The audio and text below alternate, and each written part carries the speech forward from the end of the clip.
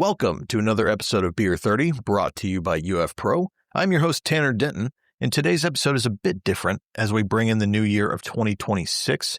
We will be revisiting all 9 episodes of Season 2, but just a bit from each guest we had on the show. This is Beer 30, a podcast that connects badass people and shares their experiences over a cold one. Kick back, relax, and enjoy the show. And if you like it, don't forget to leave us a review on your favorite podcast platform. Let's get started with today's episode. We start off with our first guest of Season 2, which was Boris Voss. This clip is in reference to training for nighttime tracking and how it differs from training during the day. Everything changes. If you talk about the conservation context, wildlife activity during the night to start with is completely different than during the day. So where a lion will sleep 20 hours, put a 24 under a tree somewhere, those 4 hours that the lion is active is at night. So that's when they hunt. So and also, like, for instance, elephants, they are ridiculously quiet. You can be 4 meters away from them. If they're behind a bush and they're standing still and they notice that you're coming near, they will stop all their movements, all their sounds. You can be 4 meters away and you wouldn't know. This is an example. I haven't been within 4 meters of an actual elephant. Thank whoever. And so that changes. The risk goes up, like, significantly at night. Okay. And it's not a risk you fix with a gun. It's a risk that you need to deal with training. And give you a really good example. Some of the poachers operating in this particular area exclusively work at night. And they go out at night and with just a panga in their hand, so like a machete. Yeah. And they go out and hunt, and they walk through the bush with the lions, with the elephants, with the buffaloes, with everything that goes around. So it is a skill that you can develop, and it is a skill that you can get very good at. But it takes so much more time training for daylight operations. And then there's the aspect of the tracking itself. It's a highly visual skill. So if you have to follow a track at night, the possible option is to have a canine, because that canine can also help you as early detection for wildlife around you. So it's an added layer of help with that risk. But if you don't have a dog, it becomes quite difficult. Some nights, when you have a full moon, I think it's around this time at the moment, you might have enough light to actually see the tracks. Or you can use light manipulation, where you use a light at a certain angle, and there's a bit of a procedure to it, how you can do that with a team, so that you are still able to see some of those footprints. But already a lot of the color change that you have during the day, you're going to lose completely. So yeah, it's a different kettle of fish, really. And it's something like, if you don't have a canine, you need to weigh the risk against the benefit of that particular follow-up. Or wait till the morning. That's the other option. Next in line is Colin Patrick, who we had on to talk about what it's like being a canine handler and tracking with canines. This specific clip is in response to what a typical tracking mission looks like with a canine unit in the bush. Yeah, so basically the first aspect is being on standby 24/7. That's the first aspect. And you know, we train in between and that sort of thing, but we've had it where you've just come off a training session and the next thing you get a call and you haven't got a choice. You know, you then go. But what we do is we make sure that the units, the canine units, the reaction units are always on standby. They're always prepared to go at a called notice, basically. And the dogs actually learn to be the same. We had it about 2 nights ago. We had a call out, and simply by the tone on the radio, I looked up and my dog was already standing at the door waiting to leave on the deployment. So they get used to it. So basically, generally a call will come through. It can either be a call on the radio or it can be a call. We've got various groups like on WhatsApp group or various different forms of communication. And invariably, the calls are not necessarily on site. So you might have to travel. So basically what happens is we have our equipment is ready to go. The canines have to be ready to go. During the day, we give them small portions of food so that we are able to deploy at any time so that they're not operating on a full stomach. And then we'll deploy, and it varies. So some places most of the time we'll deploy with vehicle. So vehicle takes us to the spot, or we drive to the spot. On some occasions, if we're operational within an area, and that area is what we call a hot area, then we generally will be based either camping in a hot area, and we'll make sure we have good communication signals and a good landing site for the helicopter. And then what happens is the control room, the coordinator will make the decision of whether to deploy us either by vehicle or helicopter or on foot, depending on how far it is. Bear in mind, if we deployed by helicopter, then all bets are off. So basically, your suspects, your poachers know that we're coming because they can hear the helicopter. In some cases, we actually drive in or we walk into that situation. What would normally happen is when we get on site, the first thing that we do is we just let the dogs get used to the area, run around a little bit. They normally relieve themselves sometimes. As we deploy, we've normally put on their harnesses and tracking collars and their other tracking systems. We've got some satellite tracking units on them. And then we start our procedures. So if we know, if a suspect has been seen in one locality or tracks have been found, we then take the dogs to that spot, and we let the dogs smell that spot, and then we give them the command to start tracking from there. If the exact spot is not known, well, then we conduct what we call a tactical start or a 360. So a 360, basically a circle around the area, and we watch the dog for a head snap. So a head snap is the dog is walking along and suddenly picks up the human scent and does a turn and indicates the direction. At that moment, we then allocate, can we see a visual track or not? And we then decide, okay, this is what we want them to follow. It is the poachers. We then give them the command to start following. We normally start our dogs on lead. So that means we normally have a lead of around about 4 to 10 meters. At nighttime, we actually employ a shorter lead normally. And then we'll give them about 200-300 meters on lead. Basically, it's just to fix them onto the tracks. And then after that, depending on the situation. So if we've got a lot of open area, well, what I mean open area, I mean bush. So not fences, not any major rivers with crocodiles, for example, or not any areas with human habitation where there's potential danger to the dogs and the human beings. If it's open bush, we then often divert over into what we call independent tracking, RTD. And most of our shepherds have been trained in RTD. It's basically it's called an independent tracking dog.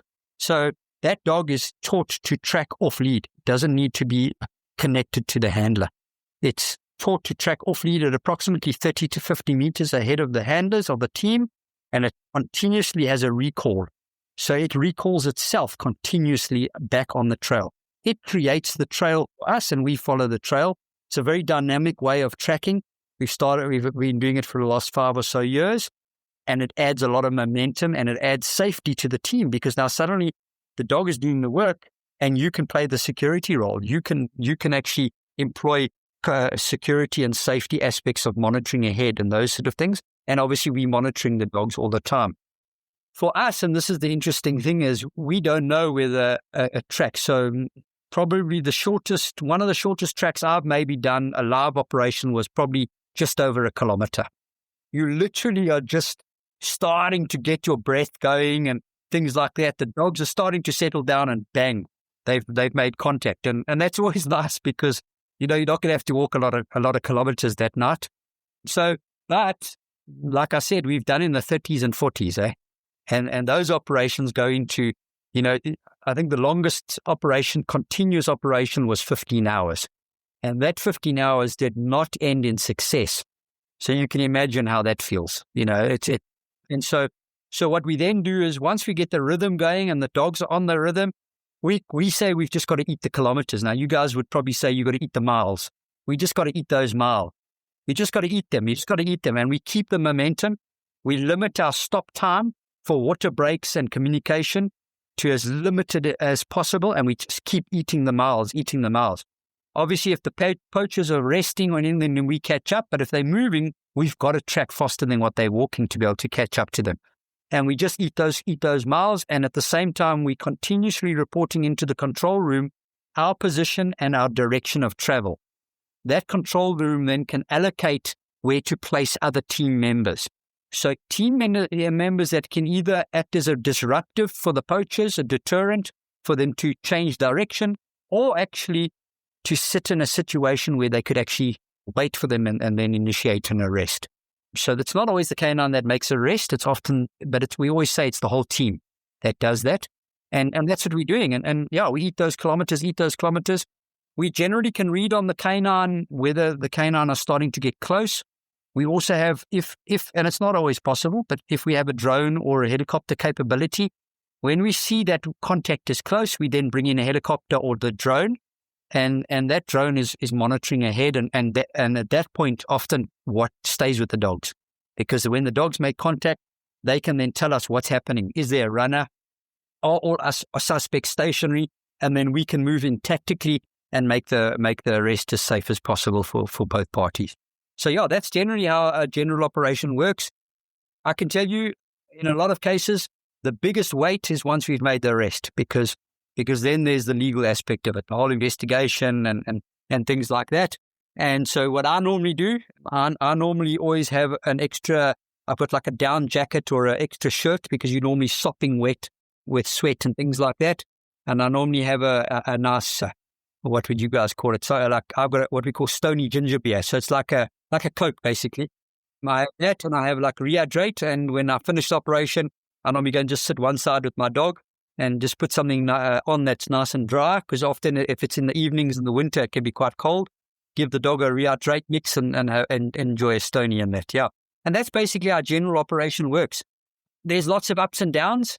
We lose the track all the time. But the point is, how do you recover the track? So what is the procedures you use to recover the track? And as you do this more and more, you're going to realize you're going to lose the track. And it's just, okay, guys, we've lost the track. Okay, what's the next step? Okay, let's go. Okay, we're back on track. And it's like, I don't know whether you surf. I've never surfed, but I think it's like surfing. When you're riding the wave, it feels brilliant. And then you fall on your face and you get full of seawater and sand. But then it's been so good, you want to get back on the wave. So you fight to get back on the wave. So you're going to be on the track, and that feels brilliant. When you fall off and you lose the track, that doesn't feel so good, but you fight to get back on the track. And the reward is there. Yeah. So, that's generally how an operation works. Yeah. The next clip is from Paul Costa, where he came to talk about law enforcement training and competition shooting and how it all sort of comes together. This clip is specifically about how he makes the most out of the rounds he shoots per year in training, and how law enforcement can make the most out of their allotment of ammo. So I think I'm going to take a step back from that question, and I'll come back to that, Tanner, because it's important. A lot of cops take the perspective of like, hey, if my department should provide me with everything that I need to be capable at my job. I've never subscribed to that, because I figured that out pretty quick. And I would say, as soon as I got out of the academy, I was like, man, I am grossly unprepared to really do anything. Right. And it was pretty evident, because you go through the training, you get done, and, then you get on coach, and that's 3 months. And you're like, yeah, I know the job. I know the procedures. But there was especially at the time when I got in, there was very limited tactical training. There was very limited. The shooting packages were very basic, your standard stuff. And even though I didn't know what right looked like, I knew that's what it wasn't, right? So I was like, I don't know what right is, but I know this is definitely fucked up.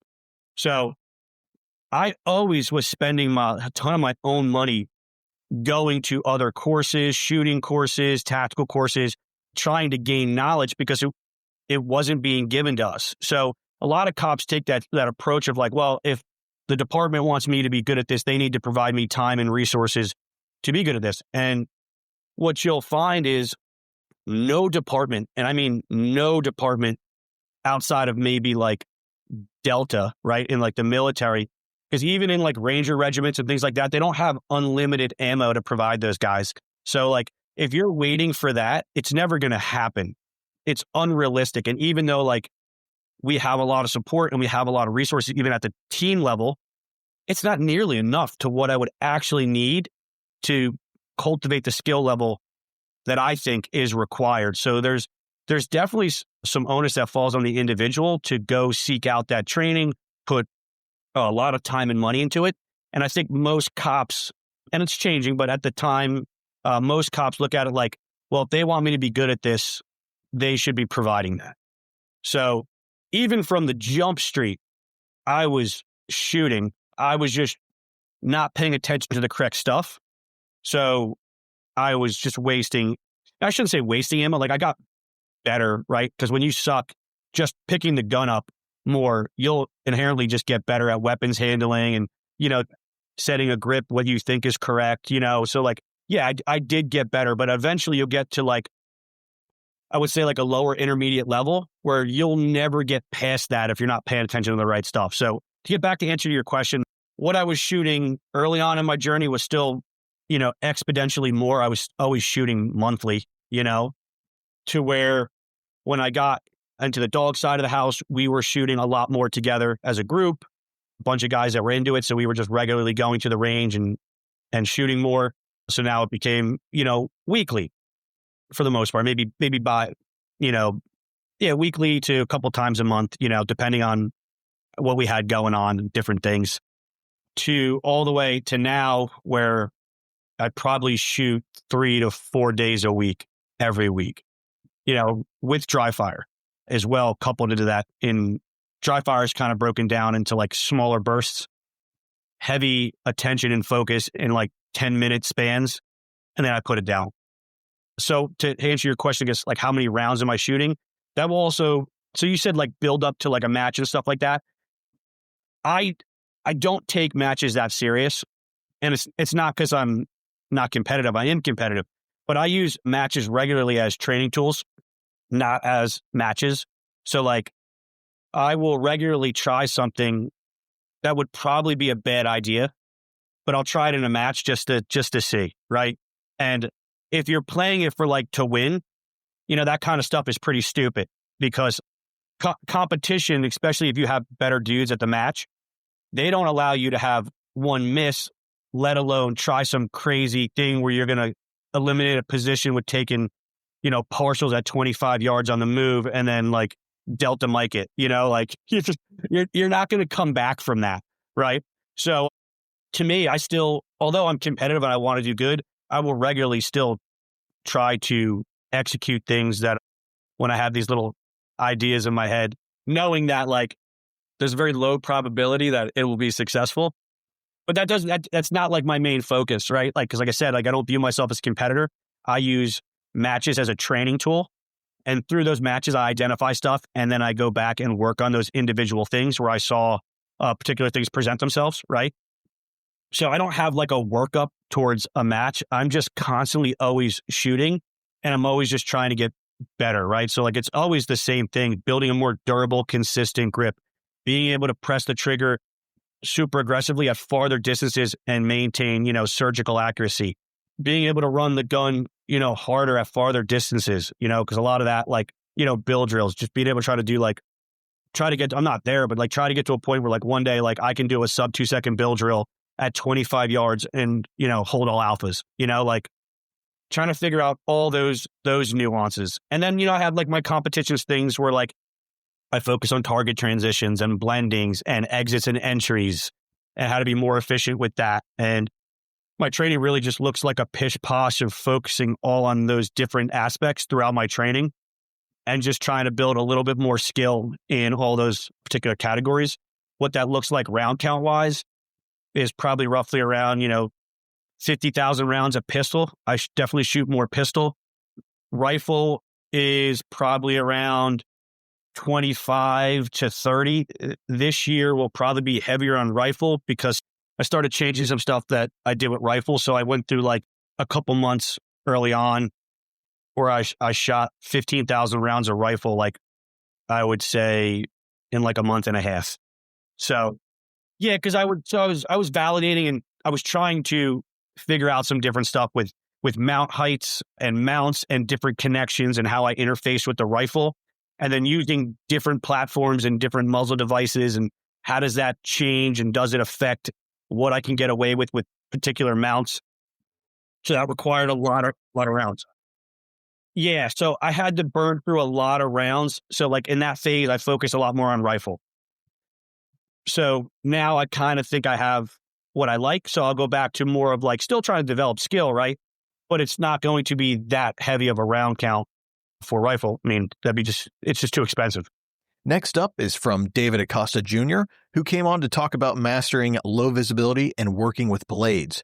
This clip is actually in response to what it's like training with blades. No, I mean, principally speaking, when we look at training, irrespective of modality, whether it's precision rifle, carbine, stick work, blade work, empty hands, striking, grappling, principally speaking, we approach them the same way, right? Like you have drills that are intended to develop specific skills relevant to how that looks in whatever your engagement or your encounter may look like, that develop specific attributes, everything from coordination to draw strokes, etc. When it comes to blade stuff, like I'd say the most useful stuff that I've ever learned relevant to utilizing a blade has always been from Sayak Kali. It's one of the systems that I currently train in right now and have been training for several years. But when it comes to the blade stuff specifically, that has been the most useful system that I've found. And I've trained in several. Early on, I got into Filipino martial arts and Jeet Kune Do concepts back when I was in high school, getting introduced to a lot of stuff there on the Filipino martial arts side, which is obviously a blade-based system, sword-based systems, which oftentimes we see, drawn out with a stick instead of a sword. But nonetheless, a lot of the blade stuff, or I should say 90% of the blade, not 100% of the blade stuff that I find useful actually comes from Sayak. So as far as approaching the modality, like it's a very systematic, very progressive, feeder-based system. When I say feeder, I mean in any martial art, right? This is how it goes in any martial art. In order to learn how to defend against a thing, you first have to learn how to use the thing or how to do the thing, right? Like, for instance, if someone said like, hey, I want to learn how to get out of a rear naked choke. And it's like, okay, well, first let's teach you how to do it the right way. So now how to apply it. And then you can kind of destruct it, right? You can reverse engineer it and deconstruct what that looks like by having a deep understanding of how to do it well. If your understanding of how to use it, right, how to do it offensively as the feeder is skewed, then the application of, defending against it, becomes skewed as well. Later on, we ended up having Brian and Jerry from Triple Feed on the show. And in this clip, they're responding to a question about having a favorite load for shotguns. I'll quickly touch on something and I'll let you, because you have like the speech for this. There is no one load that's the same for every shotgun. So one of the things that we do during our shotgun courses, the first thing we do actually, besides going through the nomenclature of the shotgun itself and the history behind it, we pattern. And every good shotgun class should teach their students how to pattern and what to look for. So there's never going to be one load to rule them all. This is not the Lord of the Rings, man. It just doesn't happen that way. So it's always an everlasting, thing that you want to do. You want to make sure that you find different rounds that pattern well with you. And it also depends on the mission and the specific thing that you want the shotgun for. But Brian could say it a lot better. So I'm going to give it to him. I'm going to yield the floor to him. So when Jerry says no one shotgun pattern is the same, so he means if you take 10 shotguns directly off the assembly line, one after the other, same exact make, model, serial numbers, directly in order, sequential, and you put the exact same shell on them, they're all going to pattern differently, right? Or they're not all going to pattern identical. So patterning is extremely important, and you essentially are never done patterning.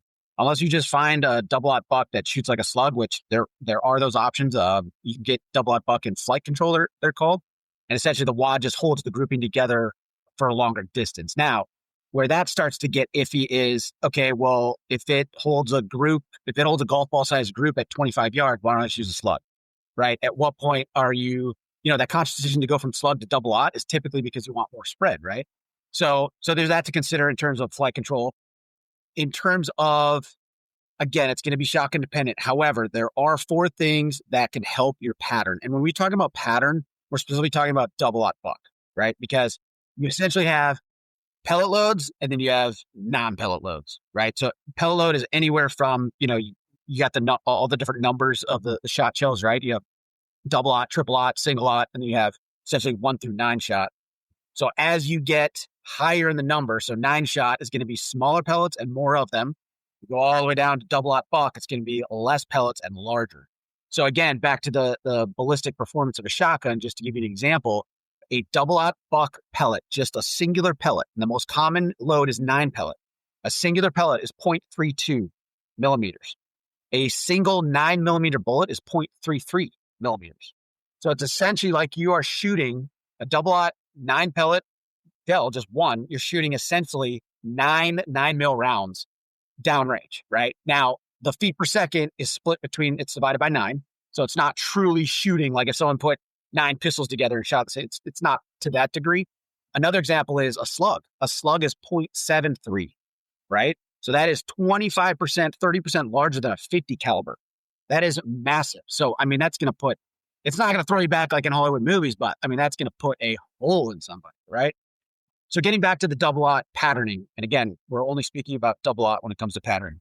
The 4 things you can do to get a better pattern, again, just try as many rounds as you can. Number 1 is 8 pellet versus 9 pellet, okay?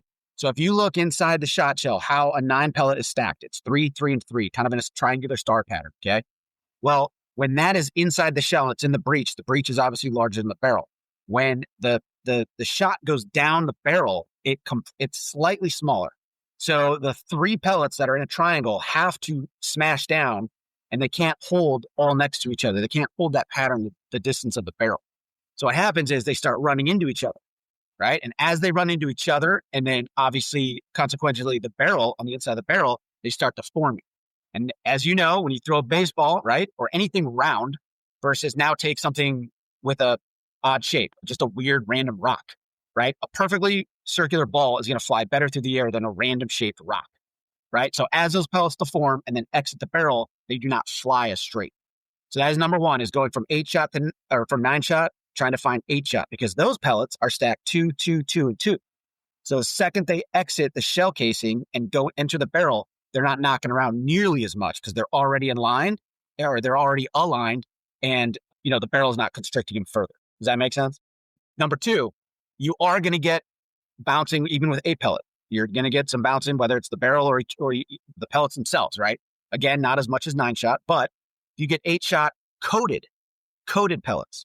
So coating can be nickel, brass. I don't know, Jerry, what's some other, whatever. The sky's the limit. There's other metals. Yeah. Right. So, I mean, you can visually tell if the pellet's coated or not, but if you're not sure, you just take the pellet and you dig your fingernail into it, kind of like a soft wood, you'll leave a fingernail print, right? That's an uncoated pellet. So if there's a harder coating than the pellet itself, even with it knocking around, it's not going to deform, I won't say ever, but it's not going to deform nearly as much. And again, back to the concept of a circle. A perfect circle flies straighter than an oblong circle or a misshapen circle. So that's 2. Number 3 is the feet per second, right? So if you have an uncoated pellet greater than, is it 1,300 feet per second, Jerry? Somewhere in that 1,300 feet. Yeah. 1,300 feet. Uncoated pellet, the pressure in and of itself will deform the pellet. So if you have if you have 8 shot uncoated and it's like 1,600 feet per second, well, you're still getting deformity, not necessarily because of all the knocking around, but just the pressure in general is you deform those pellets slightly. And again, when they fly through the air, they're going to start spreading and doing all wacky shit because they're not a perfect circle. That's 3. Number 4 is a choke, right? Now, again, back to sporting guns. We've tried to adopt them to the tactical realm, even not all tactical, kind of, well, I would say maybe, I don't know the statistic exactly. I was going to say perhaps if a shotgun is built for tactical, they wouldn't have the choke thread at all, because typically choke is for hunting, right? Specifically turkey, to keep that pattern nice and tight because you're shooting at turkey's head, which is the size of a golf ball. But if you do have a tactical shotgun or any shotgun that you're using for tactical purposes, and it does have threads, placing, and again, you're going to have to experiment with your own shotgun, but placing different chokes on there could, choke down the spread or the pattern of 8 or 9 shot buckshot. So essentially, in theory, you want to go for 8 pellet versus 9. You want coated versus uncoated. You want 1,300 feet per second or less. And if you have a choke, toy around with it. See if you get a better pattern. Following Triple Feed was Rick Crawley from Achilles Heel Tactical, and in this clip, he responds to a question about if he's noticed a trend in greater capability when comparing the different groups they've trained between military, law enforcement, and civilians. It definitely ranges. I mean, there's individuals within all of those groups that you mentioned, civilian, law enforcement, as well as military, that are going to be guys who have taken the extra initiative to be better, to hold themselves more accountable. Like, accountability is something that we focus on, and we're not talking about combat marksmanship. Like, I want those 2 rounds, the requirement of skill for those 2 rounds at the distance and the difficult to size a target. Like, I want those 2 rounds as close together as possible. Like grouping is still a main focus, but I want to do it in a fraction of the time that most people can do it. If 1% of the world's population can keep up with me on my worst day, that's a good day going into a self-defense shoot, whether Walmart, Costco, or anywhere else that I could find myself. So that's kind of the focus that we try to pour out to our students here, is the fact that they need to be training, holding themselves to a much, much higher standard, some standard that a government entity, law enforcement group, or agency, as well as even civilians or military service members, are not being held to. You know, for law enforcement, it's qualified immunity. They got to meet the lowest common denominator standard. Their quals are a complete freaking joke. And the military hasn't changed their quals in decades. So that should tell you all you need to know about the evolution of developing skill, or what their main focus is within their general population. It's just a numbers game. It's let's push it. There's no attrition. We just need to push it, get the bare minimum met, and then we need to send them overseas to fight our battles in war. And then we need to send them out into the communities to police and keep the peace. And it's just like, well, when push comes to shove and those skill sets are put to the test, it's like there's a lot of liability at stake in both the military side as well as the law enforcement side. You got green on green, you got blue on blue. You also have blue on civilian or non-combatant. It's like we have to hold ourselves to a higher standard. That's at an individual effort. These organizations aren't going to force them to do that. So I see the same thing within the civilian side. It's like, guys, you don't have qualified immunity. You don't have a whole legal team to back you up. Like there's options out there to have, self-defense insurance or some kind of legal team to be backing your self-defense engagement. But if you don't have any of those, it's like, what are you doing? You better hope to God that you are just at the perfect right place, right time with the right circumstances, that your skill set is meeting the bare minimum to qualify for you to live. Because that's what it basically comes down to, is hopes and dreams for a desirable outcome, rather than study the process of the fundamentals playing out at rounds per second speed, accurately fired from me, right? From the actual student. And then based off of me just testing and staying relevant and constantly getting the adequate training hours that I need every week. And I'm saying every week because I do this for a profession. For every month for the civilian, that's not even being met. The majority of law enforcement are doing this maybe quarterly or once a year. Yeah. And we know that the civilians are doing this recreationally as a hobby with friends. They're not actually developing skill sets. And we just had, since COVID, 7 million new gun owners. It's kind of scary that here in the United States, we have such a gun culture. And it's such a blessing to have that right to bear arms. And we have that gun culture that is, taking for granted here. But every time that I leave the United States to go over and train, like we were talking about in the Netherlands, like they don't have a gun culture here, period. Like we talked to the guys at DSI and only two of them, out of all the guys we trained over there for that week, only 2 of them have ever competed in IDPA. That's kind of appalling when we look at push come to shove, their skill sets being tested. Now, those guys are true armed professionals. We saw that. They were up at 5 a.m. They're in the gym. They're working out. They're running. Their cardio's phenomenal. Their diet's phenomenal. Their, physical fitness and competency with firearms it's all there. But it's like, when we look at the armed professional side of house, it's like, we got to put more hours than just 2 hours every 2 weeks, like 2 hours every month. It's got to be more. It's got to be more relevant and consistent to build these disciplines that we're looking to build. The issue with civilians, law enforcement, and military, evolving to the red dot on a pistol platform, the reason your index is messed up isn't because you have some missing link of a technique that you need to learn, establish, or scour the internet for. The toilet paper roll thing with your hand is not a thing. It should have never been put out, especially by the people it is being put out by. But at the same time, we've got instructors teaching weird techniques to deliver a red dot, which all that is a physical connection to a gun, which is going to, through proprioception, index with wherever my visual connection is connected to target, whether that target be someone that, plans to harm me or my family, or it's just a paper or steel target.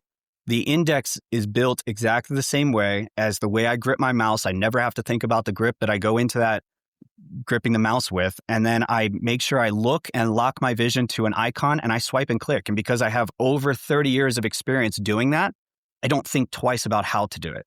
So the only thing standing the way of the mechanical skill being built with a physical index of your hands around a gun to delivery of information to where your eyes are presenting and locked in on a target focus, refined reference on a spot, an area on that target, and then a consistent, efficient delivery of that dot presenting without your eyes trying to be in two places at once, sight sprinting to check the dot's placement and then back to target, is all because, I mean, the only thing that's standing in between them is hours, right? Reps and exposure at practical speeds. That's what I have that they don't.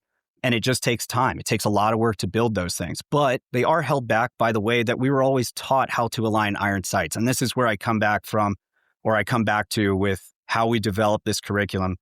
With Achilles Heel Tactical, we have exploited the weakness within the system of how things were trained, how they were taught. And then we've developed and devised a curriculum that will now push focusing on a lot better ways to teach these methods, defining terms so that there's no misinterpretation of anything that we're trying to go in with, teaching on how to build leverage and friction on a grip, how we're going to, collapse on all of the real estate of the gun, and then also use biomechanics so that when we are delivering or we're absorbing and mitigating recoil, we're delivering sights to our eyes and then recoil ensues in an engagement, we are able to actually absorb and redirect that energy, which is just force. It's law. It's not a theory. Force is law. And if we have force, we look at the equation of force, and then we start devising what is a good grip based off of gun behavior now, which is where we start to explore with the students how we can make them better educated, more self-aware with the gun of what is good gun behavior, what is bad gun behavior. They're going to modulate and make change on the little areas in which we cannot be their hands to teach them, right? And you've seen it in the classes, like Shane will, Paul and Dave, we will all grip the student's pistol. We'll shake their hands to deliver the pressures and the engagement of that leverage and friction when we're trying to build backstops behind guns. All of these things are thoroughly taught and delivered to the students. And yet it's still a very difficult thing to just put into practice. But once they've felt it, once they've seen it, they can't unfeel it or unsee it.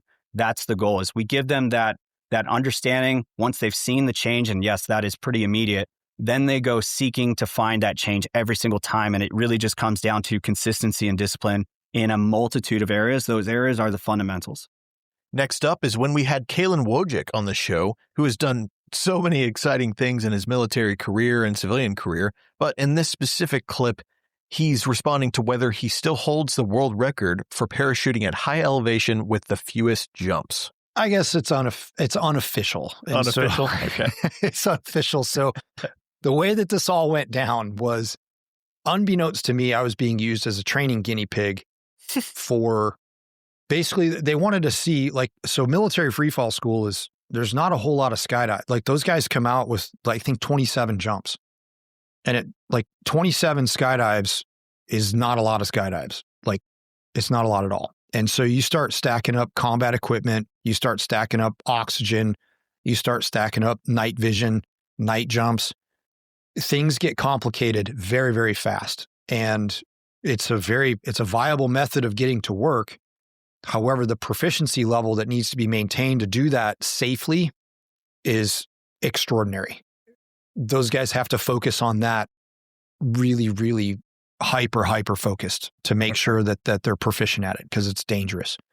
So I got a chance to be a part of that training program. They wanted to see, hey, if I take this guy and he shows aptitude, can I take him from being no jumps, put him through the course, and then put them through it's confined space canopy control, meaning I have this very small area to land in, and I need to be able to loiter over that area with my parachute and precisely put it where I need to put it and land it. And it could be in a very confined space. Perhaps it's up in the mountains where I have to land in a very, very small landing area and there's terrain all around me, right? So I have to be able to learn how to fly my parachute and be in control of it and park it in a really tight spot. And so they put me through all of that training as a really young skydiver. I left for Mount Everest, or the Everest Valley, I should say, with 50 skydives under my belt. And the first drop zone that we went to was the same drop zone that is called Skydive Everest. And it's at an airport down the valley from the mountain called Singboche.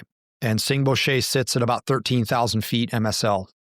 And that was the drop zone that they let me jump at. And I wasn't planning on jumping on that trip. And I was a part of the trip that I thought, because I had alpine climbing experience. And the final jump of this trip that we were trying to attain was a landing at the south col of, I think it was the west col of Barunse, which is a peak in the Himalayas. And that drop zone was 20,100 feet. And that was basically a snowfield, a glaciated snowfield. And in order for us to access it as a part of the drop zone crew, it was going to take us to ascend a head wall up the valley to get to this col. And that was part of the reason that I was on the trip and part of the drop zone crew. And then they were like, hey, you're going to jump today. You want to jump? And I was like, do you guys think I can? If you guys think that my skills are up to the par to do this, then I will trust you. And they came back and they were like, yeah, well, because of the way that the load schedule works, and we're trying to get the jumpers that are going to go up the valley and jump at higher altitudes, we're trying to get those guys are obviously priority in the stack and in the load plan. So you're not going to jump a 360 square foot parachute that you've been trained on and know the sight picture for. You're going to jump one of the civilian rigs that are about 150 square foot smaller. And I was like, do you think that's okay? Like, if you guys think that's okay, I'll trust your judgment. And they're like, yeah, man, you're good. Like, we did the density altitude calculations and all the things, and you're good. They're like, this is it though, bro. Like, this is it. You ain't coming back.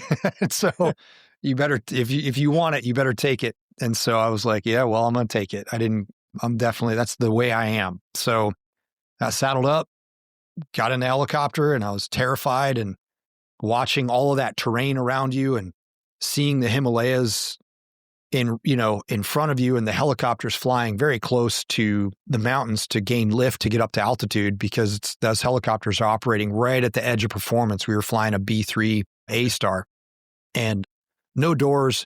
The only seat that's in the aircraft is the pilot's. They're only putting enough fuel in the bird to get it up to altitude and release jumpers and then come back down to the drop zone and reload again. So it's a delicate situation. Yeah. And I want to say we were exiting the helicopter at about 27,000 feet MSL, something like that. So, full O2, no exposed skin, that sort of thing. It's like super, super cold. And the upper winds were blowing like 90 to 100 knots.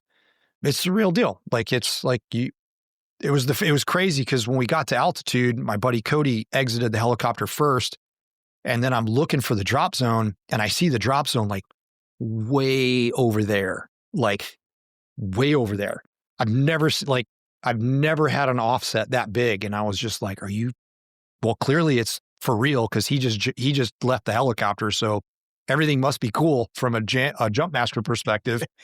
So I'm like, all right, man. Camera guy looks at me, gives me the thumbs up. And I was like, oh shit, here we go.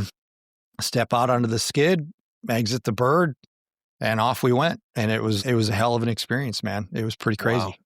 Now we have Kevin Estella, who's an expert in all things survival, who answers a question about the possibility of using your own urine as a source of warmth. Oh, that's definitely a viable technique. Keep in mind, when urine leaves the body, it's sterile. It's just not something I want to do. Like, I was just talking to a friend about what makes a good pee bottle, because you don't want to get out of your tent. You don't want to break the seal, literally and figuratively, when you get up and you open up the door to your tent or whatever, and you don't want to get out of your sleeping bag, which is why center zip sleeping bags are amazing. You can get up like an inchworm onto your knees, do your business right through the center zipper, and you never break the seal around your neck. But what makes a good pee bottle? Number one, it's got to have a screw top.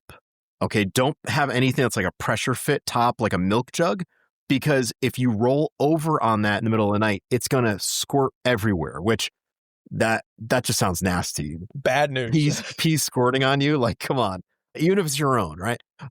Now that being said, you got a squeeze top. Another thing, your bottle should look different than the rest of your bottle. So some people will put skateboard tape or they'll wrap rubber bands on it. So you have a tactile sensation of, okay, this is the pee bottle, even if you can't find your headlamp, but you gotta go, right? Now, the last one is probably the most important because when it gets really cold, most men will become about a quarter inch away from becoming a woman because everything retracts into the body.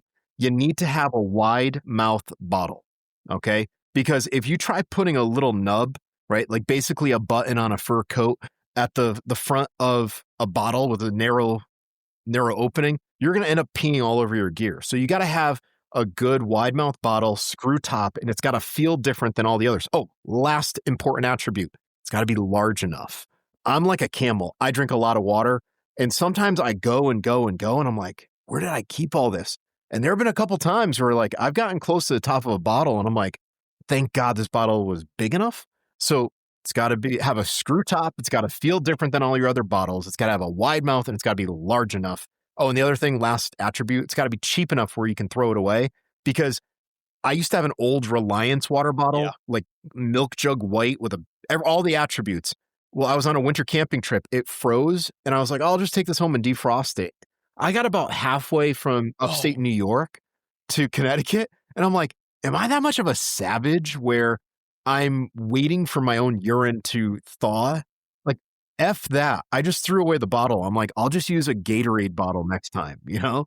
Now, wrapping up the show, we have Derek Nugent talking about what the general public misunderstands about close protection work. I think that the canned images of the guys in the black suits with the white shirt, the black shades, and they all look like the not so secret service, and they're, you know, it's not even an image problem.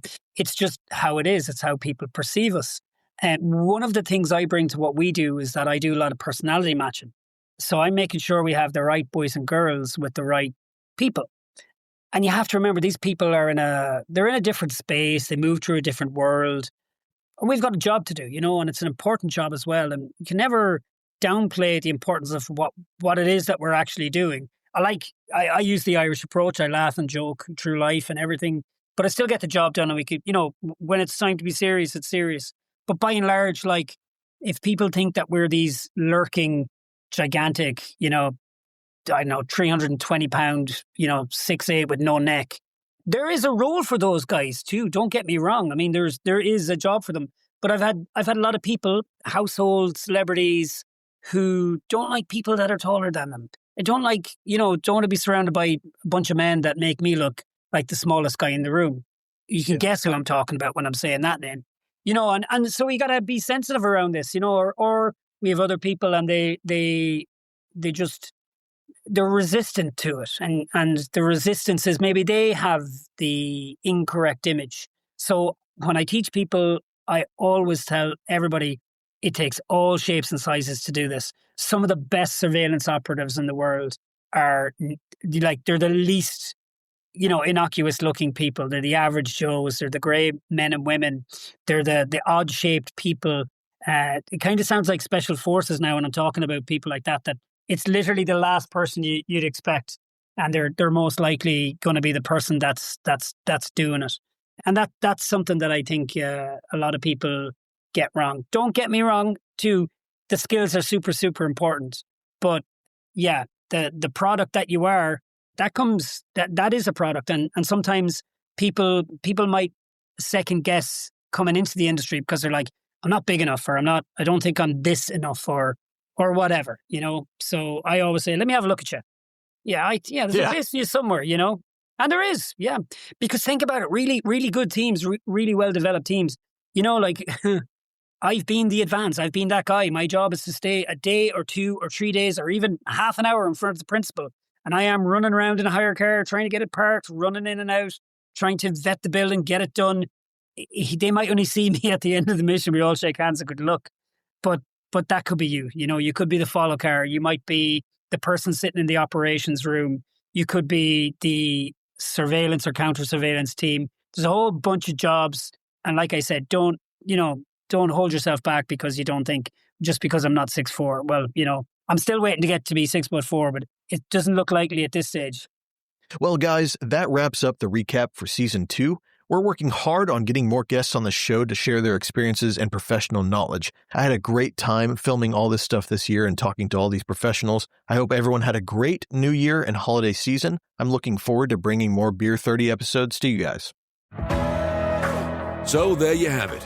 This concludes another episode of UF Pro's Beer 30 podcast. Want more information about UF Pro and tactical clothing for professional end users? Then please visit ufpro.com or follow our channels on YouTube, Instagram, Facebook, and TikTok.